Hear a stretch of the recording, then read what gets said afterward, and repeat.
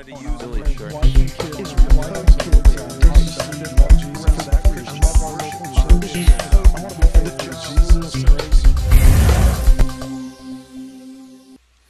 Well, one of the helpful things you do in the book is that you go through and you talk about all the different arguments from each side, and so you also go through each of the opposing arguments, those opponents of school choice. So here's one I'd like for you to address. There's many of them, but here's one I want you to address for the video. So what about the community building aspect? You know, in traditional neighborhood public schools, you have a situation where all kids from, you know, different classes, different religious backgrounds all come together and they all share, you know, and they say the Pledge of Allegiance together. You know, it brings the neighborhood together for sporting events or school plays and things of that sort.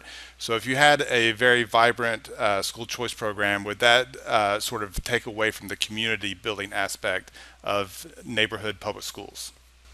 And by the way, that is a very good question and a very good point, because the reality is that most parents and most children want to attend a school that is nearby for that very reason.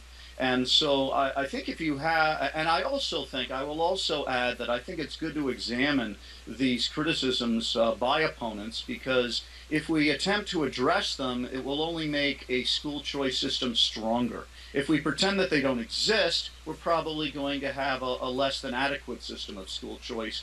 But if we regard them as valid concerns and we act on them, I think it's going to produce a stronger system of school choice. So I don't think we need to be intimidated by them. I think that two things I will say regarding your question. Number one, I think one reason why a school choice program, even though I think it's the right thing to do, will not produce an overwhelming number of people going to faith-based schools. In other words, it is not a threat to the public school system, is because most parents and families are aware of this community issue. They want their children to be close. Children do not want to have two sets of friends, one at school and one at home. They usually want to play with the same friends at home that they do at school. So I think that's important to note. A second thing to consider is that because most people are concerned about this community issue and do want their children to attend schools that are close, it's highly unlikely that many children are going to be going 15 or 20 miles away to attend school. Most parents will look at, okay, what are the options? What are schools within a certain radius?